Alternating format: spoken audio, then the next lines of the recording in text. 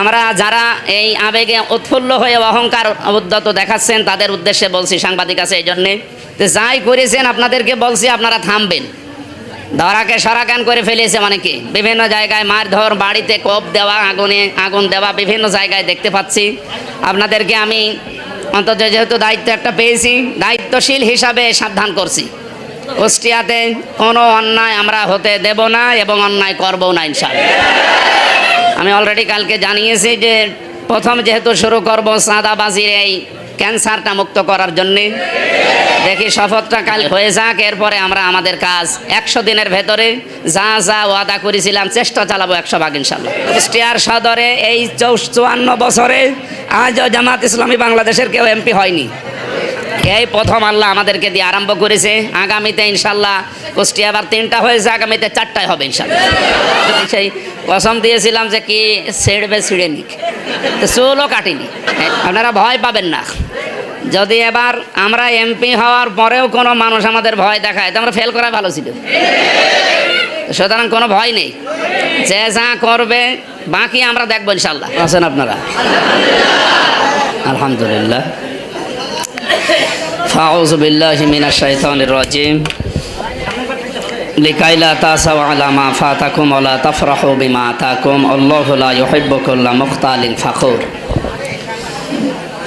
আজকের এই সংবর্ধনায় কোনো বদমেজাজি এরকম মানুষকে আল্লাহ ভালোবাসছেন না, বাসবেন না। হ্যাঁ, সাময়িক তাদের ধন্যবাদ জানাচ্ছি যারা দায়িত্বে আছেন এবং যারা কষ্ট করে এসেছেন। এই 6-7টা মাস আমাদের সাথে আমরা যারা একসাথে কাঁধে কাঁধ মিলিয়ে আল্লাহর জন্য, দ্বীনের জন্য কাজ করেছিলাম, মরণ পর্যন্ত আমাদের প্রচেষ্টা যেন আল্লাহ অব্যাহত রাখার তৌফিক দেন।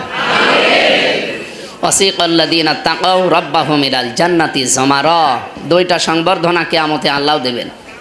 একটা হচ্ছে মুত্তাকি যারা, তাদেরকে সংবর্ধনা দেওয়া হবে তরুণ বানিয়ে, গেট বানিয়ে।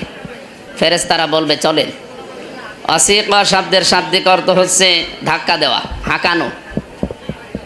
প্রশ্ন এখানে যে জান্নাতে যাব তাও ফেরেশতারা হাঁকাবে, ধাক্কা মারবে, কেমন জান্নাত?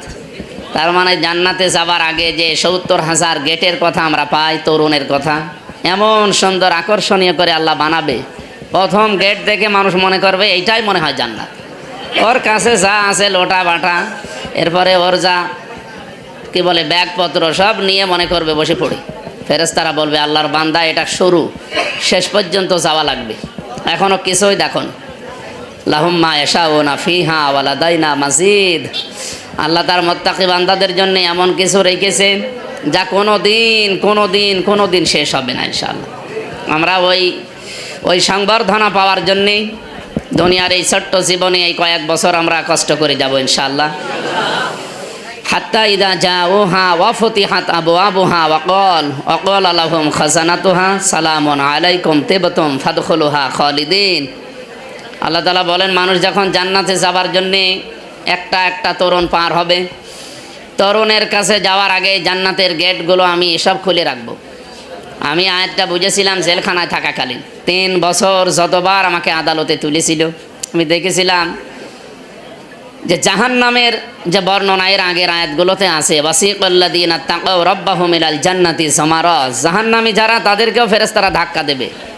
কিন্তু হাত্তা ইদা জাউহা ফুতিহাত আবওয়াবুহা ওয়া ক্বাল, এর আগে আর ওয়া দেয়নি আল্লাহ। এই আয়াতের তাফসীর আমি যতগুলো পড়েছি, মুফাসসিরিন ইকরাম লিখেছেন যে জাহান্নামের দরজা কোনো সময় খোলা থাকে না, সব সময় বন্ধ থাকে। এই জন্য মাঝখানে ওয়া নেই। আমি জাহান্নামের সাথে এই কারাগারেরটা মিলিয়েছি, কারণ আর দুনিয়া সিজনুল মুমিনি ওয়া জান্নাতুল কাফির। এই পৃথিবীটা মুমিনদের জন্য কারাগার আর কাফেরদের জন্য বেহেশতের মতো। তো এই হাদিসের সাথে আয়াতের তুলনা করে তাফসীর দিয়ে মিলিয়ে দেখলাম যে আসলেও তো যে এই পৃথিবীতে যে কারাগারগুলো আছে, কোনো কারাগারের দরজা কিন্তু 1 সেকেন্ডের জন্য কেউ খুলে রাখে না। যেই খুলবে সঙ্গে সঙ্গে আসামি ভেতরে দেওয়ার পরে আবার বন্ধ করে দেবে, এইটাই নিয়ম। 24 ঘন্টার 1 মিনিটও খোলা রাখবে না। খুললে সঙ্গে সঙ্গে কাউকে ঢুকে আবার বন্ধ করে দেবে। যদি মনে করেন যে এই হাফ সেকেন্ড বা হাফ মিনিট পরে আবার আরেকজন বের হবে, হোক, তারপরেও তালা মারা থাকবে, আবার দরকার হয় তালা খুলবে। যদি দিনের 24 ঘন্টায় তালা খোলা লাগে, তার জন্য 2 জন লোক আছে ওখানে। তো জাহান্নামের দরজা কোনো সময় খোলা থাকে না, সব সময় কি থাকে? আর জান্নাতের বর্ণনা আল্লাহ যেখানে দিয়েছেন কোনো জায়গায় ওয়া বাদ দেন। জান্নাতের কথা বলতে গিয়ে আল্লাহ জানিয়েছেন জান্নাতের দরজা কোনো সময় বন্ধ থাকে না, সব সময় খোলা থাকে।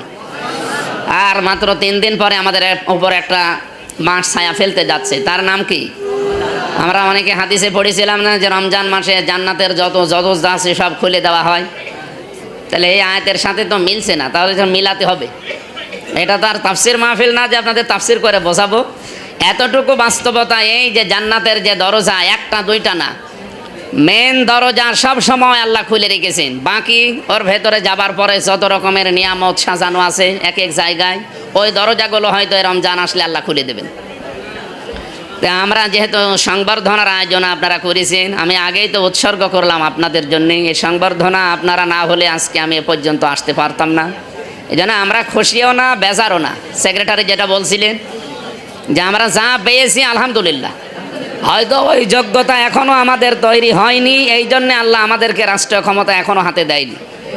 কিন্তু যে অবস্থা বাংলাদেশে এখন অর্থনৈতিক এবং মানুষের যে চরিত্র, এই দেশ এখন এককভাবে চালানোর ক্ষমতা কারোরই নেই। এই জন্য যারা লাফালাফি করছেন, সেই কসম দিয়েছিলাম যে কি ছেড়বে ছিঁড়ে নিক, চুলও কাটিনি। এই জন্য আমার মনে হয় আজকে কাটা লাগবে কালকে। আমার প্রাণ প্রিয় ভাইরা, আপনাদেরকে আমি ধন্যবাদ জানাই। খুশিও না বেজারও না, বাস্তবতা হচ্ছে এইটাই।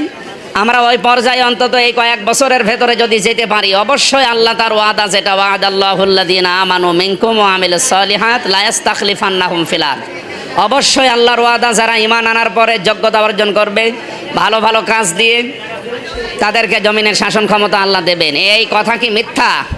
সূরা নূরের 55 নম্বর আয়াতে আছে। সুতরাং এইটা আমরা আগামীতে এবার দেখবো ইনশাল্লাহ। কুষ্টিয়ার সদরে এই 54 বছরে আজও জামাত ইসলামী বাংলাদেশের কেউ এমপি হয়নি। এই প্রথম আল্লাহ আমাদেরকে দিয়ে আরম্ভ করেছে।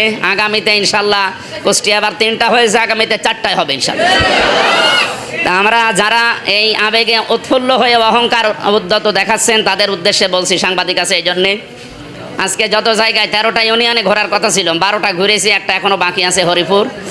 তো যাই করেছেন আপনাদেরকে বলছি আপনারা থামবেন। ধরাকে সরাকান করে ফেলেছে অনেকে, বিভিন্ন জায়গায় মারধর, বাড়িতে কোপ দেওয়া, আগুন দেওয়া, বিভিন্ন জায়গায় দেখতে পাচ্ছি। আপনাদেরকে আমি অন্তত যেহেতু দায়িত্ব একটা পেয়েছি, দায়িত্বশীল হিসাবে সাবধান করছি, কুষ্টিয়াতে কোনো অন্যায় আমরা হতে দেব না এবং অন্যায় করবো না ইনশাআল্লাহ। আমি অলরেডি কালকে জানিয়েছি যে প্রথম যেহেতু শুরু করব চাঁদাবাজির এই ক্যান্সারটা মুক্ত করার জন্যে, দেখি শপথটা কালকে হয়ে যাক, পরশুদিন মনে হয় হয়ে যাক। এরপরে আমরা আমাদের কাজ 100 দিনের ভেতরে যা যা ওয়াদা করেছিলাম চেষ্টা চালাবো 100 ভাগ ইনশাল্লাহ। আপনারা ভয় পাবেন না। যদি এবার আমরা এমপি হওয়ার পরেও কোনো মানুষ আমাদের ভয় দেখায়, তো আমরা ফেল করা ভালো ছিল। সুতরাং কোনো ভয় নেই, যে যা করবে বাকি আমরা দেখবো ইনশাল্লাহ। আপনারা আপনাদের কাজ চালিয়ে যাবেন ইখলাস নিয়ে। আল্লাহ আমাদের তৌফিক দিন, আমিন। আসসালামু আলাইকুম।